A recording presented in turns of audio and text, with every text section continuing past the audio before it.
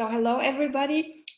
Today if you check the syllabus, the original plan was to visit the Magnus collection, and because I think it's a very interesting place, and I always realize that a lot of students don't know where the collection is, what the collection is, and I decided to visit it again. I did it before with previous lectures and seminars.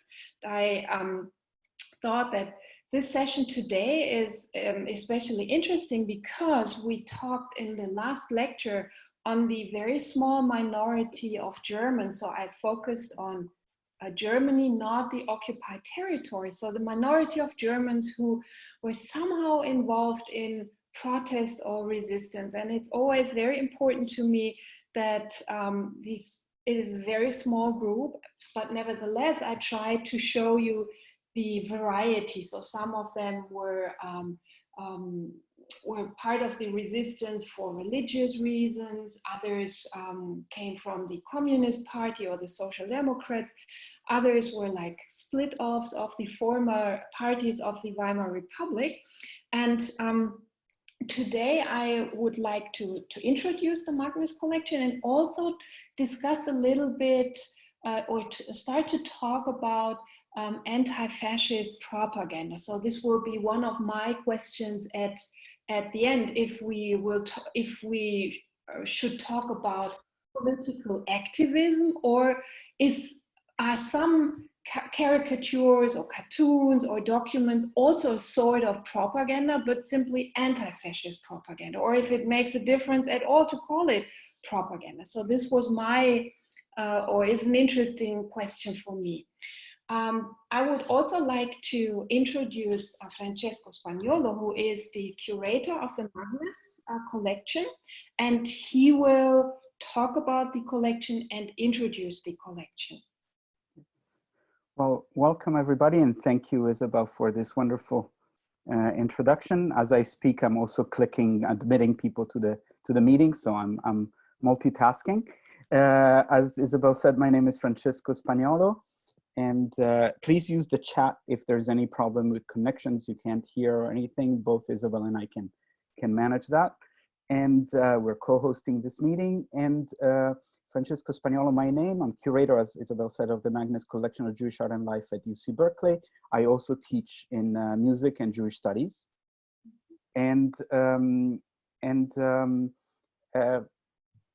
today I'm focusing this is an ongoing collaboration with Isabel and her classes that are coming to the Magnus for quite some time. I'm focusing on an exhibition we had just opened before everything closed down with shelter in place, but it's actually very well documented online, so I have a lot of materials to share. Before I start, let me just say 2 words about the Magnus.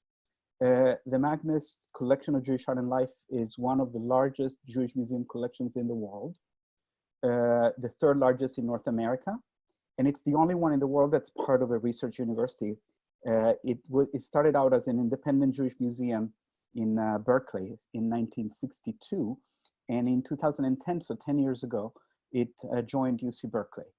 Since then, and you will see some of this in my presentation, since then the collection is being studied, researched, and exhibited, a lot in partnership with colleagues, with faculty, with visiting artists and scholars, and very much with the participation of UC Berkeley students, both graduate and undergraduate students. And some of the work that I will be discussing today is really featuring the collection of research done in partnership with students.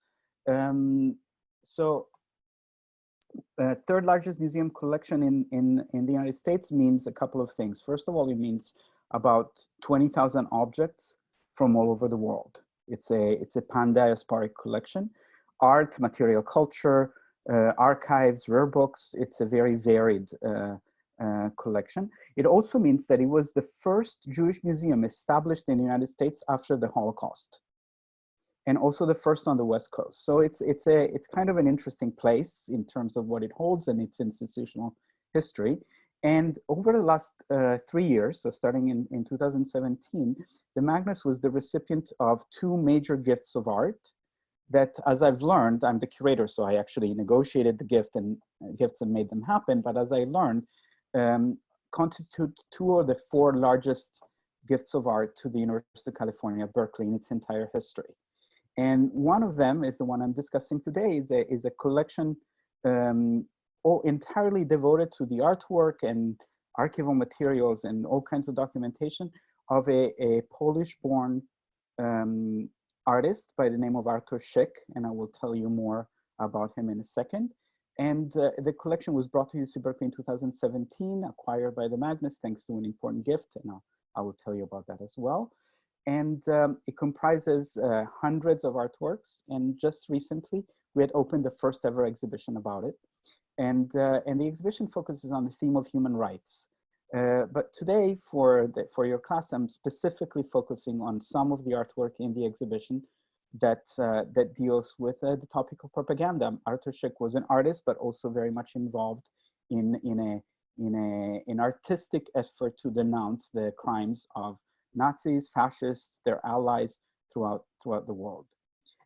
So with that, I will start by sharing I'm not a big fan of PowerPoints, but I did create one for the occasion. I figured that it would be a way for us to keep us on track. The reason why I'm not a fan of PowerPoints is that because I don't like the linearity of it. I like to be able to go back to, sort of dance a little bit with my mind, with my eyes, and even with my heart, if I can. And so PowerPoints kind of put us in a fixed trajectory. So there is a way to thwart that plan, which is for everybody involved in today's Zoom lecture to actually participate and ask questions. And I think Isabel and I will moderate. So one thing I don't like are PowerPoints. One thing I do like is being interrupted. So I'll be totally fine with being stopped and my trajectory being diverted by all kinds of questions. Meanwhile, let me start by sharing my screen and hopefully the correct one. Yes, here we go.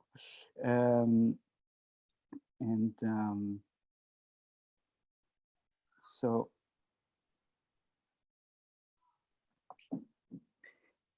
today I'm sort of zooming in, as in not only I will be as obviously I'll be using Zoom to connect with you, but I'm actually literally zooming into artwork that Artur Szyk created over several decades, and that is pretty much all in very miniature size. So everything you see is in real life is not much bigger, or sometimes much smaller than the size of your laptops. I assume many of you are connecting through laptops. So when you see what I'm showing you, don't imagine something very big. It's something that very easily fits into what you're seeing today. Artur Szyk. Artur Szyk was born, first of all, the last name is pronounced Szyk, as in if it had an SH and not an SZY.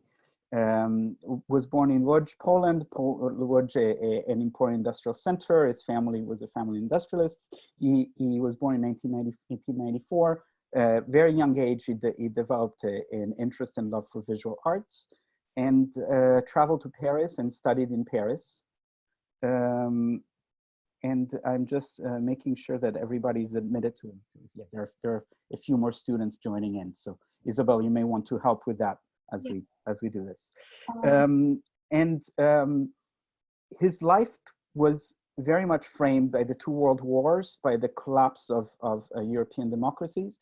And he was a refugee, not only a transnational artist between Poland and France, but eventually had to bring himself and his work to the United Kingdom, especially because his art was very political and very engaged against the rise of the Nazi regime. And by 1939, he was a refugee in the United Kingdom. Then through Canada, arrived to New York City in 1940, where he set up an apartment and his work on the Upper West Side, where you see him here in a self-portrait drawing a cartoon. And if you look closely, you'll see that it's a cartoon with that depicts a skull and somebody in uniform wearing a Nazi armband. And to the right is a photograph of him at work in his studio apartment in Manhattan, and also drawing a cartoon. And by the time he arrived to the United States, Arthur Szyk was already famous as a political artist. And throughout the war effort, he really contributed a lot of visual artwork that actually went sometimes very far. It was published on, as we will see, on covers of many popular magazines. And his work is very nuanced. It's very full of little details. So even though everything fits into the size of your laptops, I will be zooming in and expanding some of the details of his work just to see how his work essentially works, how he operated, what are the dynamics at place. Through this, we may imagine what kind of a sophisticated effort of propaganda somebody like him and his entourage put forth throughout World War II. Arthur Szyk has had an influence on other artists, and one of them is Art Spiegelman, who mentions him as an influence on his work.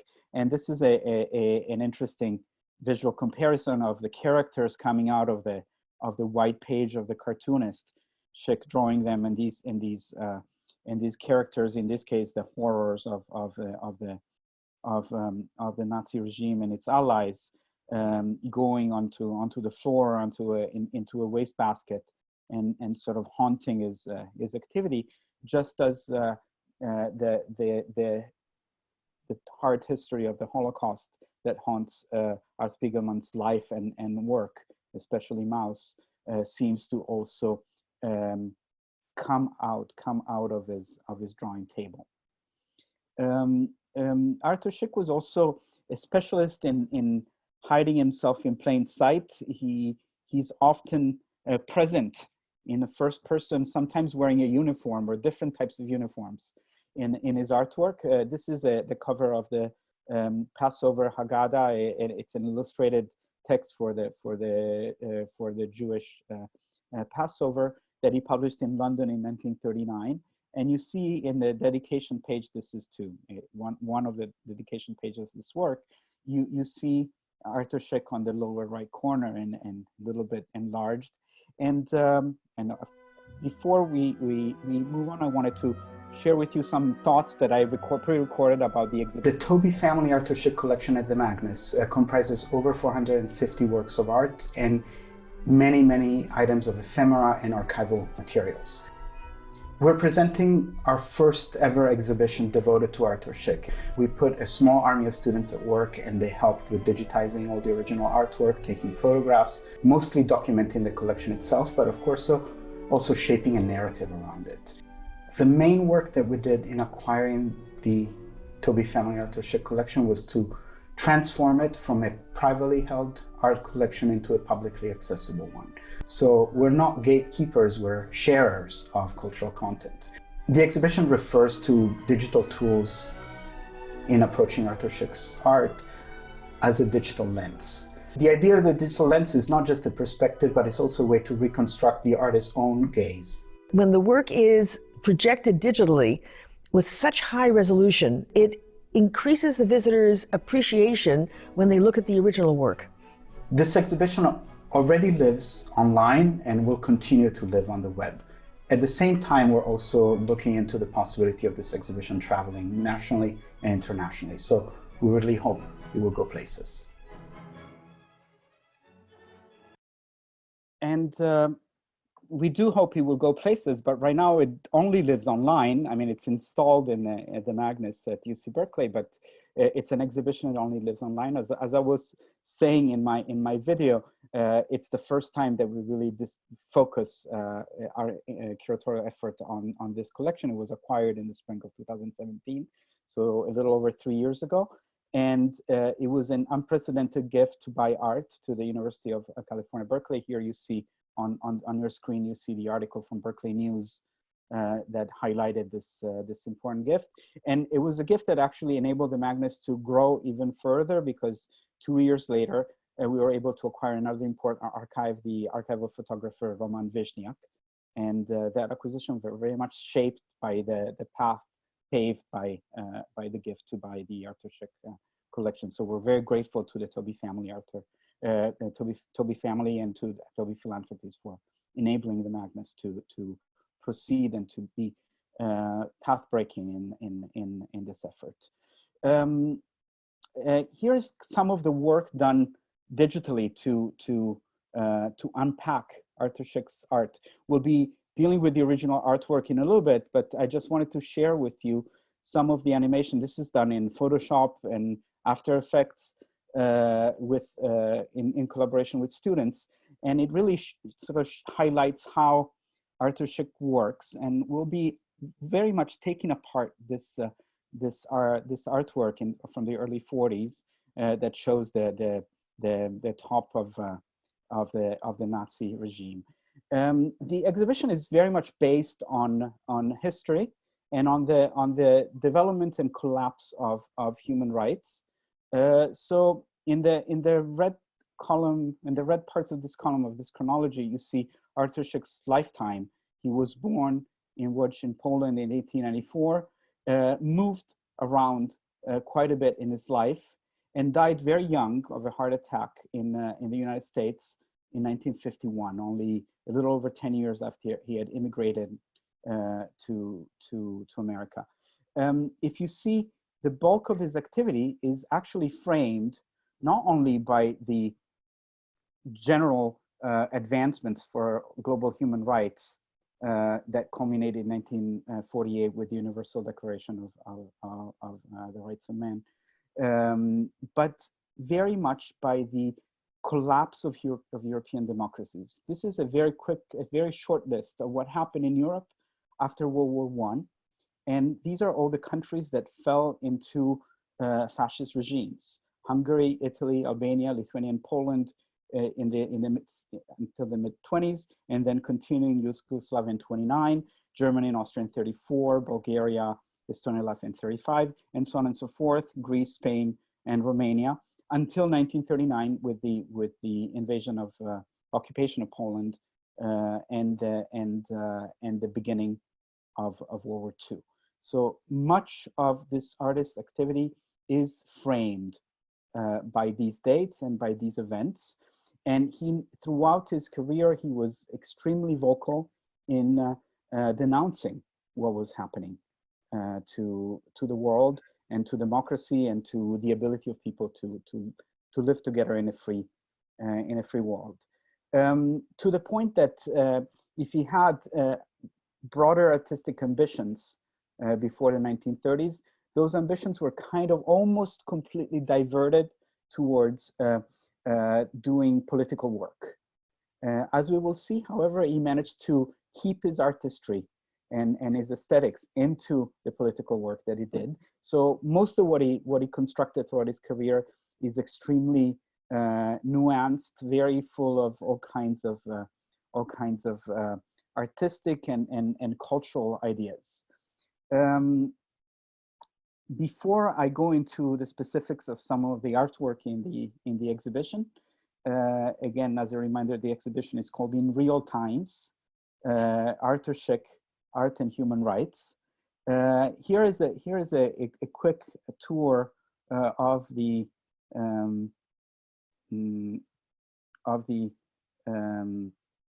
exhibition itself in just static pictures, but you see here how the work is displayed, and the exhibition almost entirely happens on the two sides of this gallery, and then where I'm pointing now is the entrance, and opposite the entrance is a big display of digital tools. Here we go.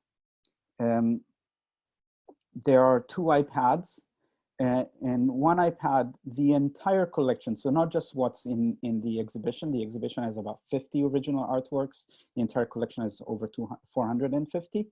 So it's only a portion of the collection that's on display, but the entire collection is available digitized so that visitors can zoom in and expand the very intricate and detailed work of this artist.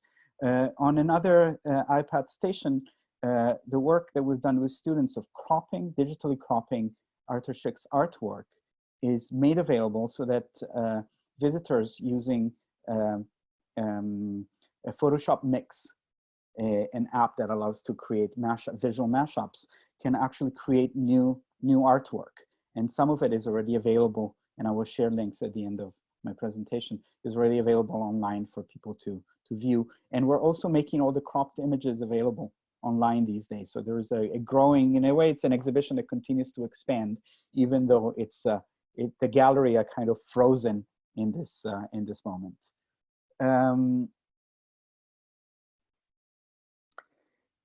So let's really get into the artwork. And part of the idea of being able to digitally zoom in and to expand the artwork of Arthur Szyk is that there seems to be almost like a cognitive dissonance between the miniature size of his artwork and the magnitude of the history that it depicts.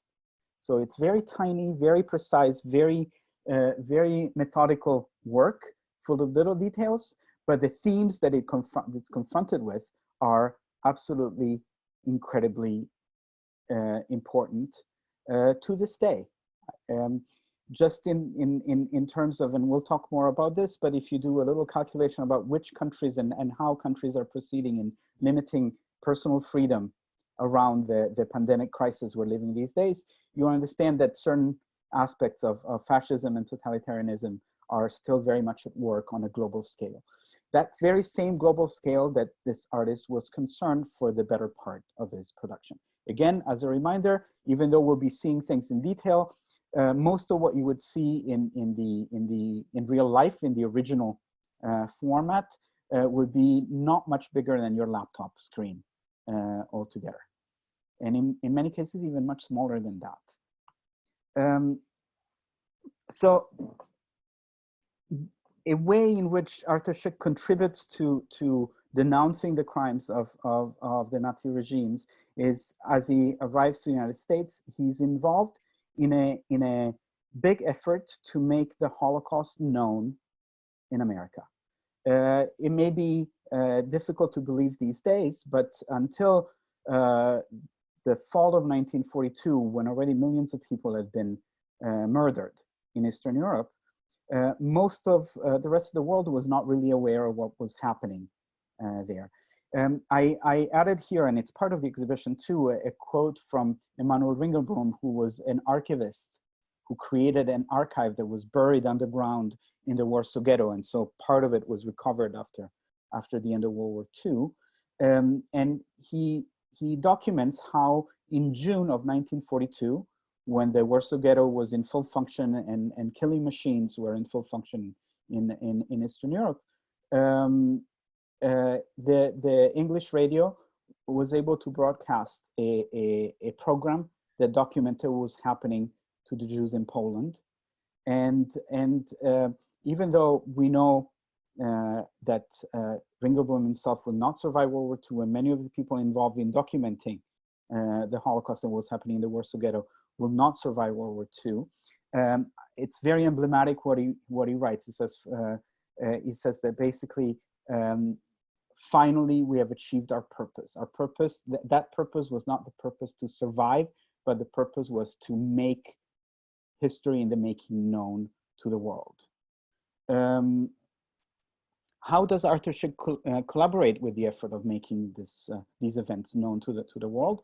He joins in with a pretty interesting and varied group of people who produced a pageant. It's sort of like it was like part theater, part film, part dance, part speeches, political speeches, etc.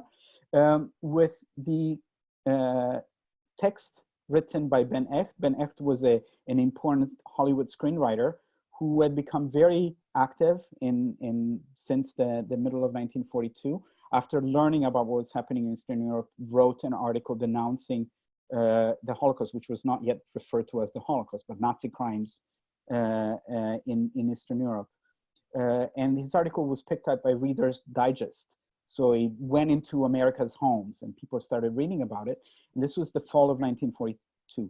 in early 1943, he collaborated with Peter Bergson, who was an activist who was trying to raise funds in America to support a Jewish army in Palestine. He was an advocate of Jewish self-defense, but also German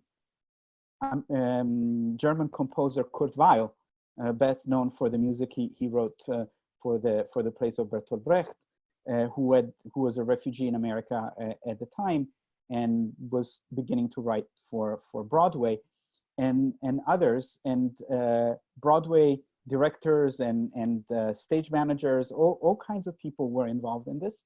And here is a video from when the pageant was presented. It was first presented in Madison Square Garden in New York City, and then traveled across America all the way to the Hollywood Bowl. So if you do a quick search on YouTube, you will also find a video about the entire presentation, well over an hour long, of this pageant at the Hollywood Bowl in 1940, in the summer of 1943. This is a video that's available only through the video channel of the Holocaust Museum in Washington, D.C. So we're going to, no, we're not going here, we're going staying here, and we're going to see this video.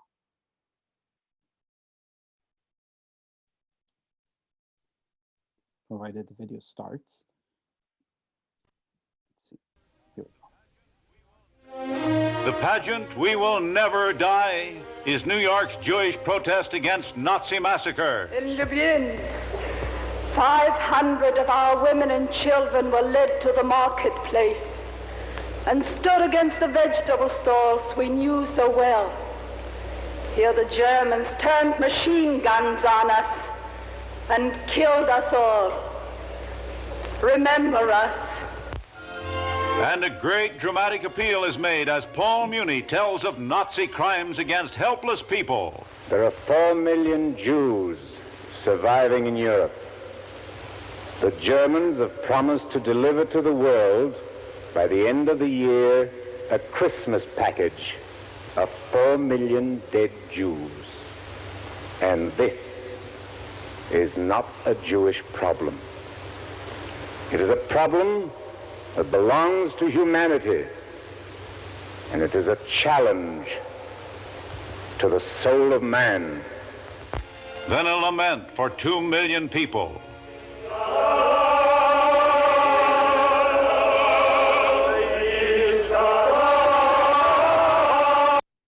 Etc. I will let you watch the rest of the video on, and I'm going to share the whole presentation with the class afterwards, so that you can retrieve links and more. Let's look at how Arthur Szyk collaborated in this. His visual art was very much in part of this effort, and we just heard the speaker mentioning 4 million Jews waiting for death, and how, I'm looking at the bottom of this poem, how the Nazi regime was preparing a Christmas package, a present for humanity. So this is a poem that Ben Echt, whose lyrics very much part of the pageant that we just discussed, a poem that he wrote and published in various print outlets in America in early 1943. And it was here illustrated by Arthur Szyk. So we can read the poem from top to bottom, and it's a poem that really it's presented as a ballad of the doomed Jews of Europe. It's more of a denunciation than a poem itself, and it also has a visual narrative that seems to go opposite of the poem itself. We read the poem, the lyrics, the words of the poem from top to bottom. There is a big F, capital F, before the 4 million Jews, and the poem, the ballad, can be read from top to bottom. Whereas Arthur Szyk's visual work, and again this was published widely in the United States, goes the opposite direction, goes from the bottom to the top. Let me just take this apart for you. Here's the whole poem, and at the very bottom we see Nazi threat against Jewish people. We know they're Jewish because of the symbols of religious Judaism. And but we see that young people, old people, children, men and women are all equally under threat. Again, let's remember this is the beginning of 1943, when most of the world was not aware of what was going on in Eastern Europe at the time. And what the people in distress are doing, they're making a phone call. You see that a telephone is held by this character, and there is a wire. And if we follow the wire, we go up, and we see how the wire goes all the way to the United Nations. And the phone rings, but there is no answer. Again, remember that the size of this artwork is very much the size. If you were to put the screen of your laptop sideways, you would have the original size of what we're seeing here. So it's very tiny, and a lot of little details that provide incredible commentary. And so this is a denunciation that's basically in line with what the words of the pageant we just heard were saying, that this is not just a Jewish problem, it's a problem of the world. The problem is that the United Nations, which are there to protect people, are not really answering the call. Here it is, the phone ringing, and the 4 freedoms which were announced at the beginning of World War II by President Roosevelt in 1941. So freedom of speech, worship, freedom from want, and from fear are being performed not just by an angel. Here we see the 4 freedoms, but by with the musical accompaniment of a cello played by a skeleton. This is all visual, and above them is a Nazi branded vulture that is overlooking the entire scene.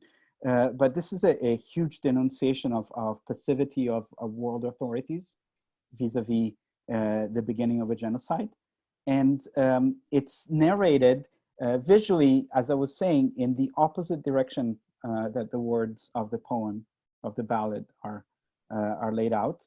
And in other words, they offer more than a commentary to the lyrics. They present a broader and invite the viewers to see a broader dimension in the message. Another work that Szyk creates exactly around this time in early 1943 is titled De Profundis. De Profundis comes from the Book of Psalms, but interestingly enough, the title is in Latin and not in Hebrew. The Psalms were written originally in Hebrew.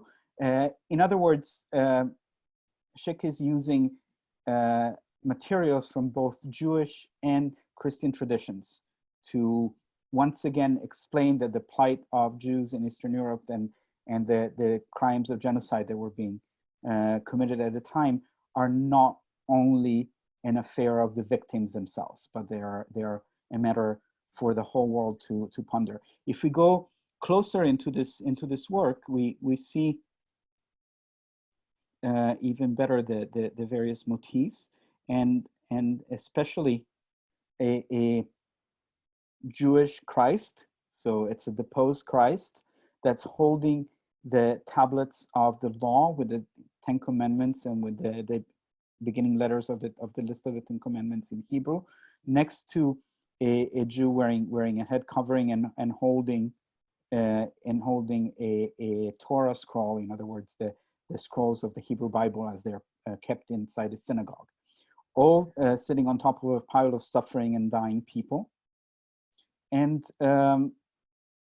if we look closer at the title, we see that, and this is really tiny, so only if we magnify it the way I'm showing you now, we can see it. We see that the symbol of the memento mori, of death, from Christian visual traditions is present along with angels, and the story, the biblical story of Job. Here is the Job, and in other words, the suffering of the just is equally represented, but in an incredibly, let me just go back, in an incredibly tiny way. If you go back here now, you see that it's that job is right there. It's very much hidden also on your laptop. So this type of magnification is essentially in understanding the details, and look at all the details, the decorative details, including little Hebrew lettering, etc., that are part of this work. This is very much the style of this artist. What's fascinating is how he adapted this passion and proclivity for tiny details to the broad message of propaganda. So he was able to sort of reconcile artistry with the needs, the political needs of producing visual culture that would be hopefully effective in gathering people behind a cause. We'll see more of this shortly. He also created more work. Let me see if I can get back to this. I think I'm missing an image for some reason. I was going to show you the original that was then used for a stamp booklet that was raising money for the same organization that put together this pageant at Madison Square Garden. So his artwork was repurposed to raise funds. So this was an emergency committee to save the Jewish people of Europe. That was part of the effort of the same people who were working together to make the genocide in Eastern Europe known by all in America. So these are 2 Jewish children refugees, and this is the cover of a booklet that included stamps. So people would buy stamps, and this way would support the cause of helping refugees and being victim of the Nazi regime. Here's a short video with scholar and author Deborah Lipstadt, who visited the exhibition shortly before it closed. In February, she was an invited speaker to the UC Berkeley campus and came by the Magnus. And so these are her thoughts about Arthur Szyk. And as a reminder, Deborah Lipstadt is a major historian of both the Holocaust denial, and very much of the American reaction to the news of the Holocaust. So she's a scholar of this time period, the time period we're discussing. Here's Deborah.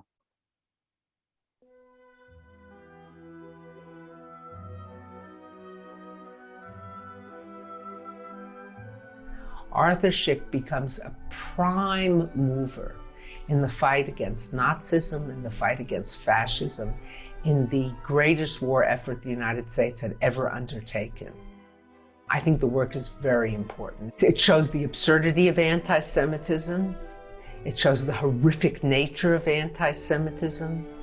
And it also brings down the perpetrators, makes them human, it takes them off their pedestal. But he's not doing it to make light of them.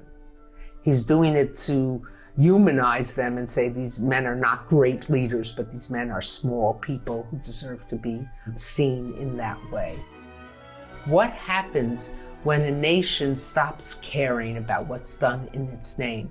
Or even worse, in the case of Germany, what happens when a nation participates in what's being done in its name? It's also important to show how the pen, or whatever instrument you use to draw with today, can be used as a weapon in the cause of human rights, a weapon in the cause of stopping authoritarianism, stopping genocide.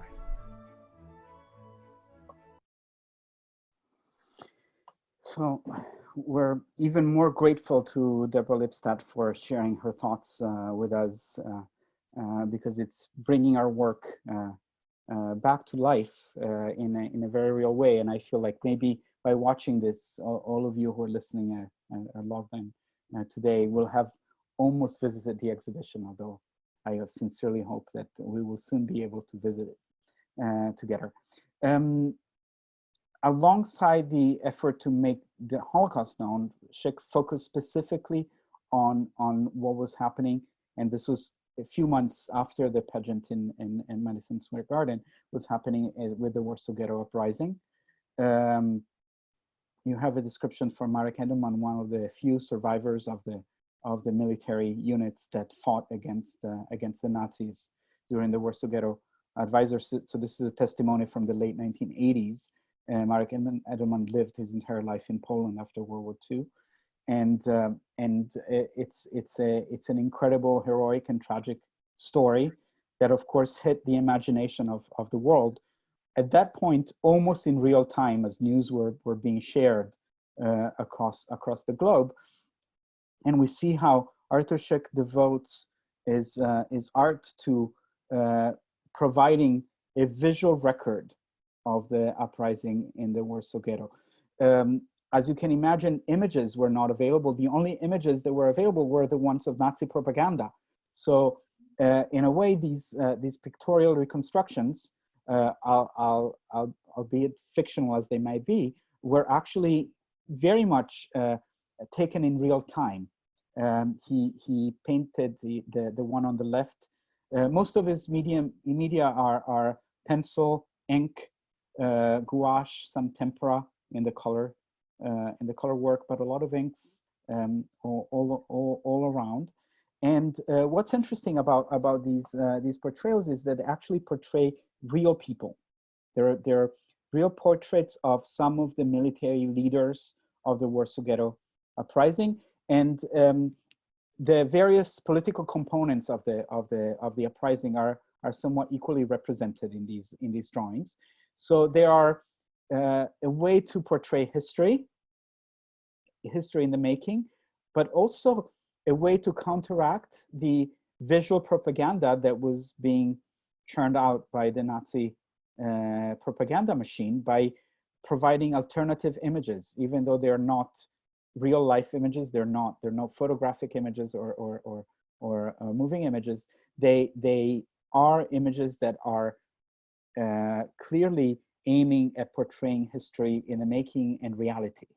So reality is extremely co-essential to this work. And again, let's zoom into some of these to see all the details. These are some of the protagonists of the uprising. I'm sorry, and you see that always there are all kinds of tiny details, including you see the tiny hand of the Jewish child victim about to be grabbed by a dying Nazi soldier wearing Nazi insignia, and everything is extremely elaborate and extremely accurate in its in the depictions, almost as if it were photography, but it's not photography. It is visual art. It's all drawn by hand, most likely using a magnifying glass to see details very well, and you see the details up down to very small parts. Artur Szyk is very involved in depicting Adolf Hitler. Who isn't? Adolf Hitler is such a hauntingly iconic figure, and of course he was the protagonist of the violations of human rights that Szyk was the big protagonist. But he was not alone. Around the same time that Szyk portrays Hitler, Charlie Chaplin directed and acted into a very important film, The Great Dictator. And here's what Chaplin said about the movie that he made, and then we're going to watch an excerpt and see what the connections are. But basically, as he was produced, so The Great Dictator was released in 1940. World War II had already started. There was a lot of fear about the might of Germany and that Germany may win the war. So production houses were very concerned with releasing a movie that was so evidently anti-Nazi in its nature. And so he, in his autobiography, Charlie Chaplin is relating how basically his work might be censored. And he says, "I was determined to go ahead, for Hitler must be laughed at." This is a very interesting statement, and it's very much reflected in Szyk's work. As much as he's focused on little details, he's also exacerbating those details into caricatures when it comes to his political enemies. And here we'll see a gallery of Nazis and their allies and collaborators and enablers, as depicted by Artur Szyk. We saw earlier an animated version of this artwork. This was eventually used for as the cover of a widely published and read weekly, Collier's.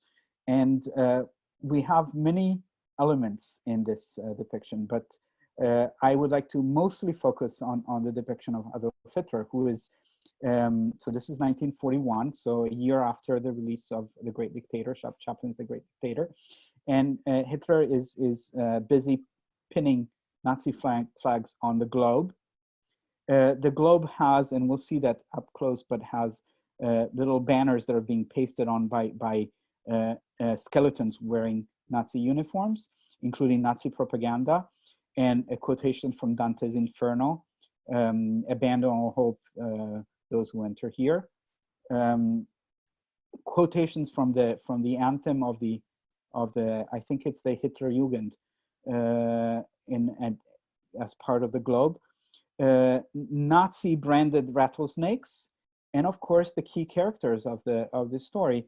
Joseph Goebbels, we'll get back to Goebbels in a little bit, Adolf Hitler himself, Himmler and Goering, so the echelons, the highest echelons of the Nazi regime, and we see collaborators lying on the ground. As an Italian, I'm very fond of Szyk's depictions of Mussolini, including one in which Mussolini has no pants and is behind, is very visible to the viewers. And then Philippe Pétain, who was the French collaborator of the fascist regimes of Europe at the time. Let's again go into some more details. But before we do that, let's see how we studied the details. So here are some examples of the work we did. This is what I was showing you before. And part of the work that we did that led to the exhibition was really studying all of the different aspects of these artworks. So the artwork was digitized, then all of the different characters were cropped. And then in some cases, like this one, all the cropped images, these are multiple layers in a Photoshop file, were then animated in Adobe After Effects. So for those of you who are watching, who are into this type of computer work, you can see how it was made. And then I will share with you how other works of art were treated in similar ways. This is another work that's part of the exhibition. It was all cropped into little details. And essentially this prompted us to really go deep in studying this work. Again, remember the size. The size of what you see is pretty much the size of the screen of your laptop. So it's incredibly tiny details that just emerge digitally. And as I was saying, we're also making a lot of these cropped images available to the public also at this point online. Here are more of the details being cropped. More available online to sort of foster the idea that more cartoons, more cartoon art can still be created from all these elements, all these very modular elements that are part of Arthur Szyk's aesthetics. Here are some of them. Here are the faces, and these faces show a deep study, character study. So it's not just caricature to make fun of, even though, as Chaplin wrote, he thought Hitler must be laughed at, and these are definitely laughable characters, but they're not just laughable, they're also scary characters, and their idiosyncrasies are very much emerging. For those of us who frequented the movie or photographic depictions of these historical characters, we can see that there is a lot of depth in how they are portrayed.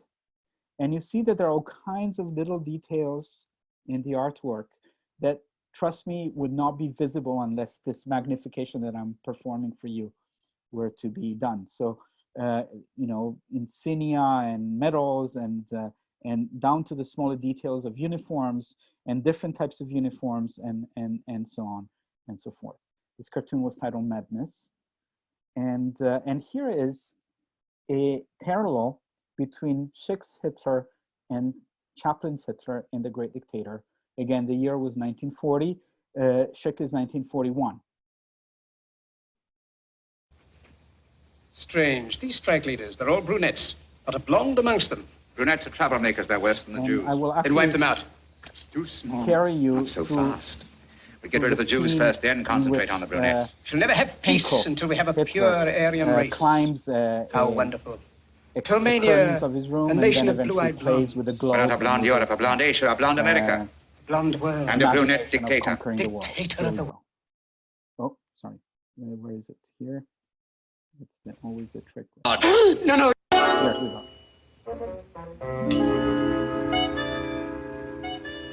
Yes, dictator of the world. We'll start with the invasion of Austerlitz. After that, we won't have to fight, we can bluff. Nation after nation will capitulate. Within 2 years, the world will be under your thumb. Leave me. I want to be alone.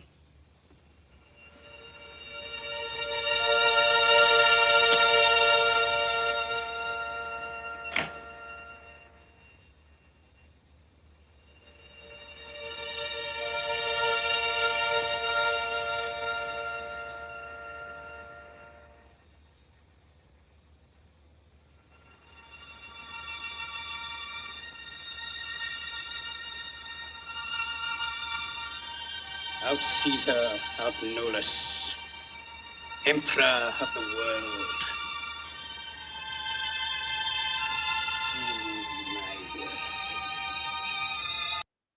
And I'm pausing here because if you have not had a chance to watch this movie, I hope that you will. So I'm just giving you a little teaser, but it's easily available online and worth watching every second of it.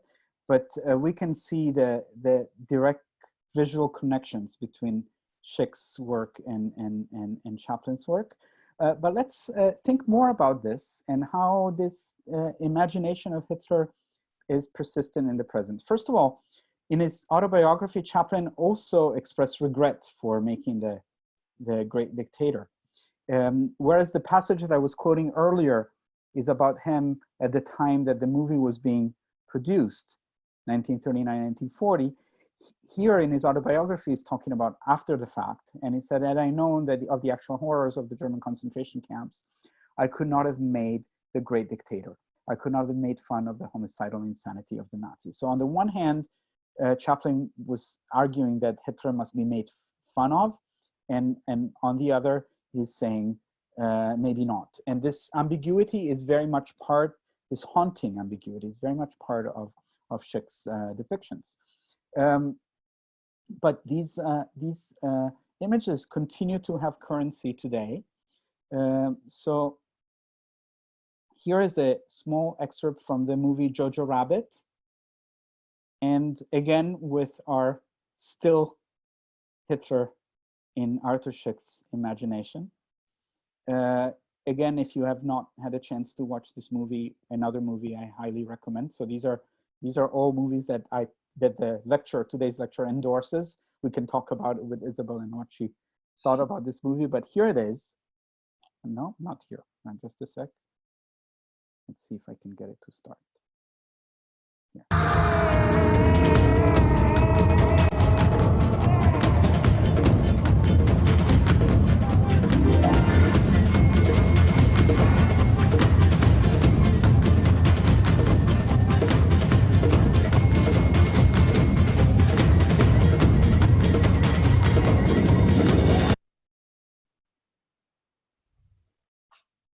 Etc. And we see that the body language of Hitler, as impersonated by Taika Waititi, who's also the director of Jojo Rabbit, are very much part of this visual tradition of depicting Hitler, and in working with the very fine line between tragedy and farce that seems to inspire any depiction of Hitler and entourage.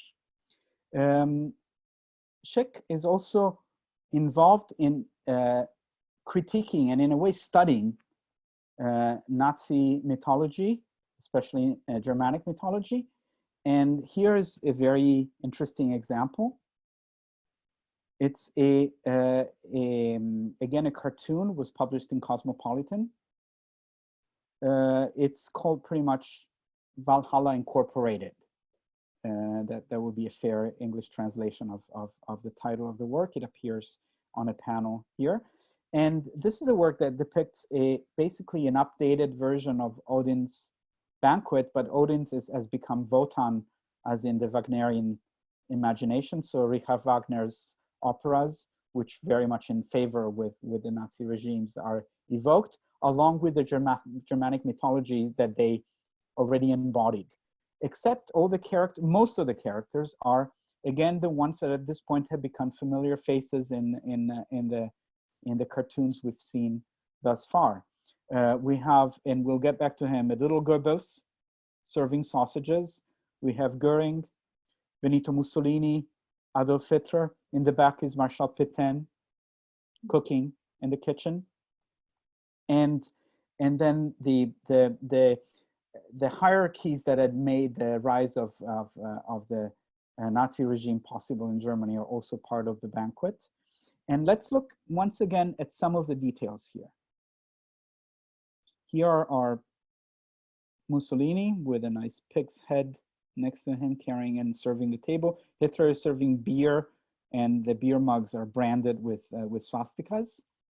Pétain is in the back, cooking with a pot on the stove. And here is Wotan, the sort of the Wagnerian heir to Odin in the Nordic mythologies. Wotan, all branded with swastikas, and next to him is a small library. I highlighted it here on the right for you. His feet are on a bear rug, and it's a Jewish man wearing a Jewish head covering. That's part of the bear rug.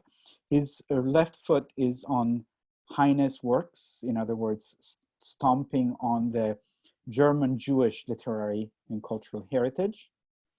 And from Clausewitz, so the theory war is mentioned here at the bottom, and then the bookshelf has a cover of Der Stürmer. You see it here highlighted, the main outlet of Nazi propaganda in Germany, and then all the quote-unquote classics of European racist and proto-Nazi theory. Rosenberg, Gobineau, Chamberlain, etc. So all of the precursors and fellows of the Nazi regime are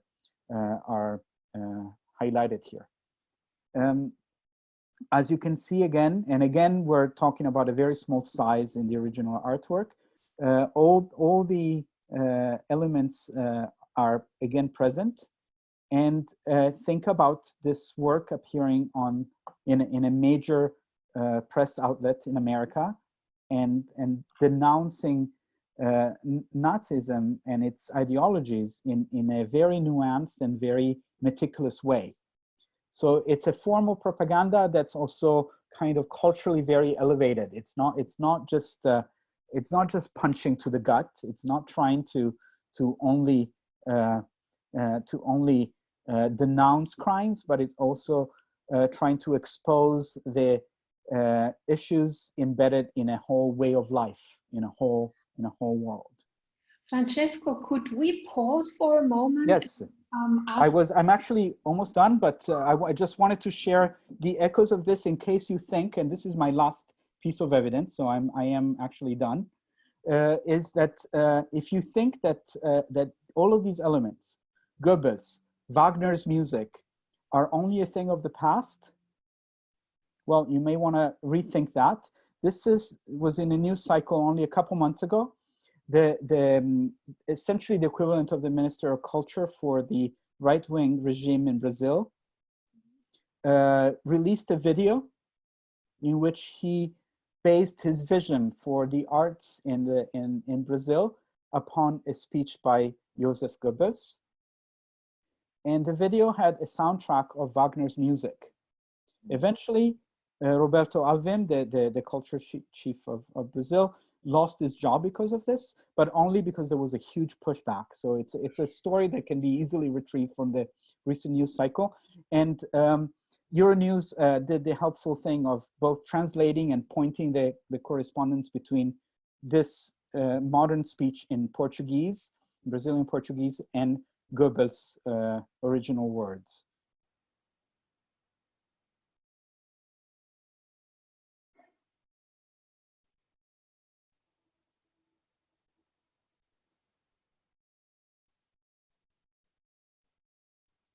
So you'll see how his words map with those, and the bottom right is Goebbels, Joseph Goebbels, many decades before.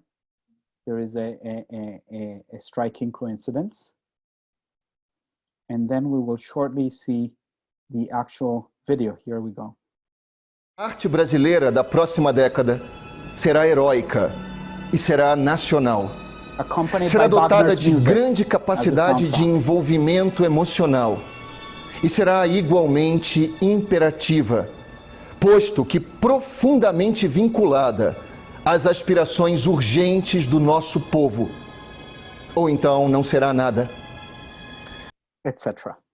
Again, this is a story that can be easily retrieved through the recent news cycle, but struck me because it came out as we were launching the exhibition and seeing what was part of our research and the unpacking of this artwork played out in real life, in real time, was particularly striking and somewhat revealing. I put together, and so when I share these slides with you through Isabel, you will have links to a variety of resources about the exhibition itself. And if you still want more after all of this, you can visit magnus.berkeley.edu to find out more about it. And with this, I think I'm going to stop, and hopefully I can even find a way to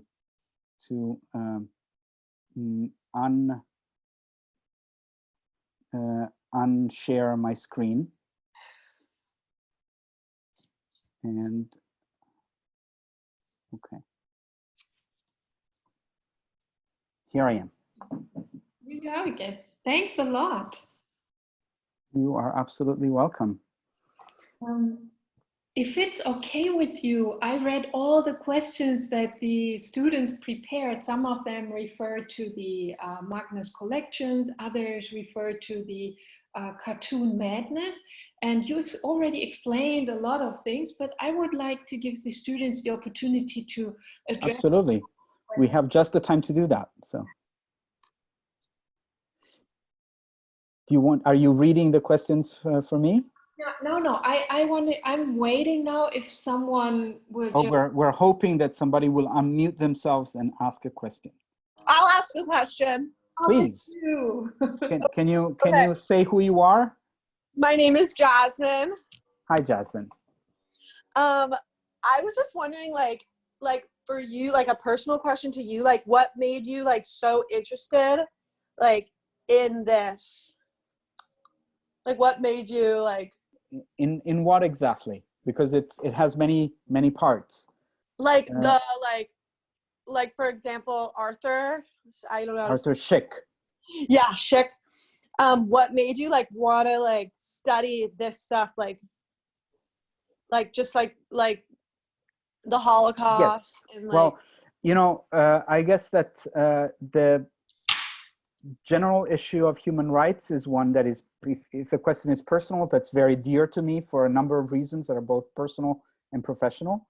The exhibition that was in the same gallery just before this one was one that was called Memory Objects, and focused on what refugees carry with them when they leave what used to be their home, and how, considering that there are about 1/7 of world population now in movement right now, sheltering in place, but in great danger, as we know, in the refugee population. One of the questions coming up was how is culture, history reflected in this experience? So we were thinking about objects as carrier of a bearer of memory, of personal memory.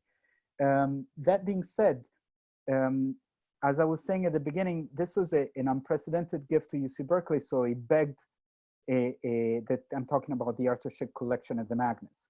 So it begged a specific type of analysis. It was absolutely timing. And for me, the idea of syncing Arthur Szyk's work with, and especially his work around the Holocaust, but not only, in some of his art, and if you follow the links that I will share, you will find a lot more. He was also involved in denouncing the violations of civil rights in America, the later part of his life, and well beyond that. But essentially providing a way to read his work through the crisis of global human rights felt like a good way to kind of embrace the whole of his production and maybe find multiple point of entries for others, if that makes sense. Yeah, totally. Thank you. That was a good answer. Are there any further questions? Anybody's brave enough to unmute themselves? And I actually have a comment. I definitely enjoyed this collection a lot. I have visited the Magnus Center several times and listened to, I think last year there was a presentation by John Connolly, and in the semester before by Omar Bartov, who gave lectures on Polish history and Polish, sort of the, I suppose, interwar Poland. And I would actually love to see this in person. But we all hope that you'll be able to. Sorry, I'm not hearing you anymore. Evan? Yes, sorry, I just... It's quite all right. We're all getting used to all these glitches. I think we need to unmute you. Oh, should I? Yeah, I'm not sure what's going on. There's two of you. That's what it is. There were two Evans. Are you back? I'm back. I'm sorry. Okay. No, No I just wanted to make a comment, but please. Yeah, I really enjoyed that collection, and thank you so much for your talk today on this. I'm definitely going to keep this in consideration. As you know, I very much enjoy studying Central and Eastern European history, and I think it's a really interesting depiction of fascism and sort of this idea of refugees, and also the caricatures too, perhaps explain a little bit better the sentiments and moods that were felt among the refugees and people living in that time. Mm-hmm. Thank you. Hi. Carlos. Sí, ¿cómo está? Yo una domanda. But let's keep the, maybe I'm happy to switch to Italian or Spanish, but let's keep maybe English so that everybody else can follow as well. No, of course. The question was going to be in English for my peers. Please. I don't know, like after analyzing the repulse attack and other of the art, the paintings or whatever, I found a huge similarity with Diego Rivera's and David Alfaro Siqueiros, like muralist political movements. I don't know, like, is there any correlation between this movement and Arthur Szyk? Or they're working at a similar time. They have comparable foes, political enemies. And I would say most importantly, it seems like it's a time in which many artists could not confront reality. Okay. Could not try to depict what was happening to them and around them in as explicit and direct ways as possible. And maybe that's the main commonality. In other words, it's a time in which history kind of takes over a lot of artistic expressions. I mean, think about what we watched of Charlie Chaplin, a comedian who made a name for himself globally as a comedian that goes on the screens of the world denouncing Adolf Hitler in such an explicit, direct way. So I think that's the main thread. And then I think you're probably on a very interesting path in terms of the composition of some of the works that Arthur Szyk puts forth. He's kind of varied. He's not always like that, but the intensity and the multi-layered messages that are there. So this multi-layered kind of aesthetics, I think you're on target in comparing the two. So it's a very, very good point. Thank you. Thank you. Are there any further questions?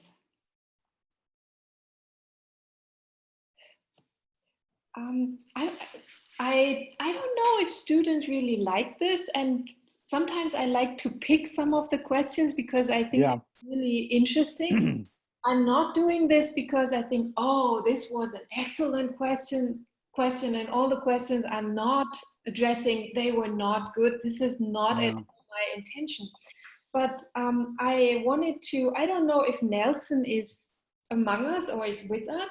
So he, because we also talked about the propaganda exhibition Degenerate Art in 1937, and a lot of abstract artists were considered to be degenerate artists. And Nelson asked, and I think an interesting question, so how can we interpret Szyk among those avant-garde artists who painted in an abstract way? And Szyk, I'm just summarizing his questions, he referred to like medieval techniques and Renaissance. So how can we explain this? Well, explaining actually doesn't come easy. So it is a good question. It's a very good point. It seems like, you know, when you know, the press was coming through the exhibition and I was being asked questions, one question that I really liked was, what would you ask Arthur Szyk? and I wondered, you know, how lonely he might have felt, meaning artistically. It seemed like he was incredibly well networked. He knew all kinds of people, both in the arts, in politics, in governments, and so on and so forth. But stylistically, aesthetically, he's very much one of a kind. It's hard to compare him to anyone else working at the same time. Yeah. And at the same time, he's clearly aware of what's going on artistically around him. So even though he's, we didn't have time to go into this, but there are some of his works, especially one early work from the 1920s in which he kind of pokes fun at Cubism. So, but at the same time, he evokes, you know, symbolism, and so he's extremely aware of the various currents of art of his time, and he seems to be going in his own on his own path. And so that's why I'm saying, if he felt lonely, as in artistically, aesthetically, not as a person, not in his life, in social life. And so yeah, so it's a very another very good point. Yeah. Okay. Are there any further questions? Yeah, I have myself one question I was like thinking about. So a lot of Germans after 1945 said, oh, we did not know anything about concentration camps and all the crimes which the Nazis committed. And as a historian, I can say that before 1942, it was very unusual if people knew something about concentration and extermination camps. I was wondering how well known Arthur Szyk was, because if we check, for instance, where he published his pieces of art, I think Madness was published in Collier's, and you also mentioned Cosmopolitan. He was on the cover of Time magazine. Yeah. So there, it's basically, you know, I mean, it's mass media of its time. This is what I wanted to know. So absolutely. So especially in America. Especially in America. Yeah, it refers to the U.S., but in the U.S. he was pretty well known. Yes. Yeah. Yes. Okay, that's one of my questions. Okay. If you don't want to add something else, and if there are no more questions, I would use like a few minutes to just explain what I will do next Thursday. Absolutely. Before I will finish the session, and thank you. So we talked about, in terms of propaganda, we focused on the Volksgemeinschaft, the people's community, which was an early topic of Nazi propaganda. We talked about anti-Semitism as propaganda topic, and also, if you remember the photos made by Heinrich Hoffmann, we also focused on the Führer cult. And on Thursday, I would like to focus on a late propaganda topic. This is the topic of total war. We already touched on it when we talked about when we discussed one of Goebbels' speeches. So total war and Nazi propaganda will be my topic on Thursday. And I would ask all students to read David Welch's chapter 5 and send me 2 questions or comments you would like to discuss by 12 o'clock on Thursday. So this is my plan and goal for Thursday. And I would like to thank you very much. I really enjoyed this tour, and thanks for supporting and cooperating with me. And I absolutely, and the same to you. It's always a pleasure to collaborate with you, and I'm glad that we're able to do it. Yes, me too. Online, and glad that we were able to develop so many online resources around this project. That it was relatively easy to corral all of them, and hopefully I gave a well-rounded picture for your students and for your class. So good luck with the rest of the semester, all of you. Thank you. Oh, thank you so much. You are so welcome. Thank you so much. And, thank you. And I hope to see you in person. Let's hope that you'll be able to visit the exhibition, and that we'll not be as distant as we have to be right now. So hang in there. And stay safe. Good work. You too. Okay. Bye. Thank you. Bye, everyone. Thank you for your time. Bye. Bye. Thank you. Thank you very much. Bye.